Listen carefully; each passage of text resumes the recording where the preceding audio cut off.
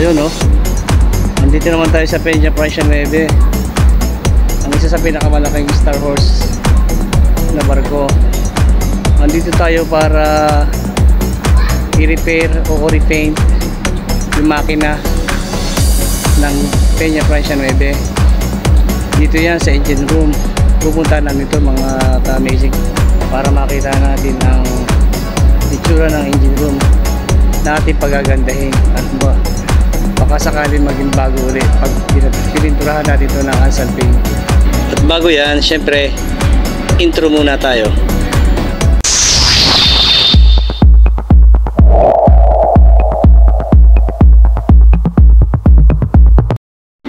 Ito ang engine room sa loob ng Peña Francia 9. Nasa Arctic po tayo mga ka-amazing.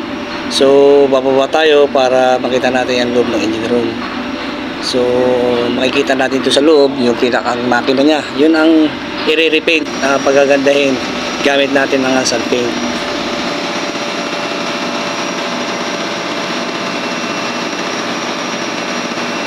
Medyo sabot-sabot ng makina ng engine room na ito. So kailangan talaga ma-repaint nito kasi medyo luma na talaga yung pinakang pintura niya. So nakapag-primer na tayo ng green. Ang pinaka-finish din yan is green din. Ganoon na magiging top coat niya. So yung dalawang makina niya is white. Yun lang kalimitang pwedeng ilagay sa makina ng barko. Kaya mga ka-amazing, sabay-bayan nyo ito maigi para makita nyo ang buong detalye kung paano gamitin ang Ansal paint. Mga ka-amazing, pasensya na kayo, medyo maingay dito sa loob ng engine room kasi nasa loob tayo ng makina. So gumagana pa yung ibang makina dito. Yung generator kalimitan, yan ang ginagamit dito sa loob ng barko, kaya medyo may kaingayan. Pero mga ka-amazing, miski pa paano naman malakas ang boses natin, kaya medyo naiintindihan nyo rin ng konti siguro yung mga sinasabi ko tungkol dito.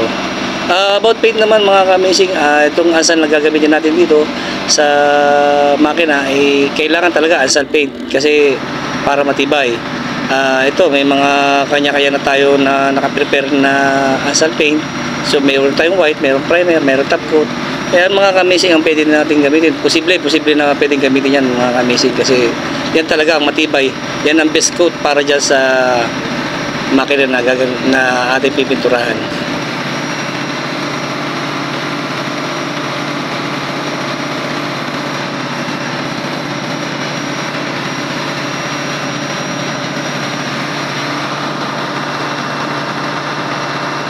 Mga ka-amazing, ang ating gagamitin na Ansal paint is urethane paint. So pwede ito sa sasakyan and mapametal siya o plywood.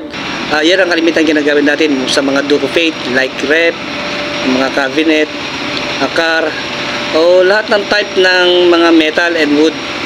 Mga ka-amazing, kaya ito ginamit natin dito sa makina para may tibay kasi ito may kakayahan na dumikit sa mga metal, lalo na sa makina na mainit kasi ang ating Ansal paint ay merong heat resistant. So ito ang pwede talaga na pwede nating i-repaint dito sa makina ng barko.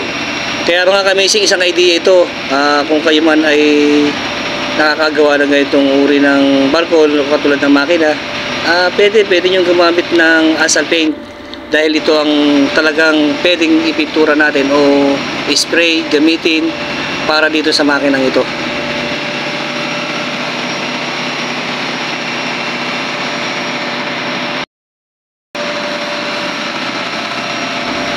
At yun mga ka-amazing, nakatapos na tayo sa primer. So kailangan naman natin ay ang white ng Ansal paint.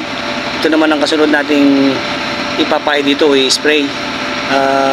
Nakikita natin dito ang pagkakaiba mga ka-amazing. Kanina ay talagang napakaitim, dumi nitong makina ng barko. So nung mapahiran na nga natin ng primer, then nilagyan na tayo na rin natin to ng white. So kasunod dyan is top coat na, kaya makikita natin dito mga ka-amazing na ito pala ito isang idea para sa inyo ha. Magtataka rin kayo dahil makina umiinit, siguro hindi pwede dahil may posibilidad na mag-wrinkles o lumubo. Pero mga ka-amazing, pag naka-encounter kayo nito at na-experience nyo, masasabi nyo na matibay pala itong axle plate para dito sa makina.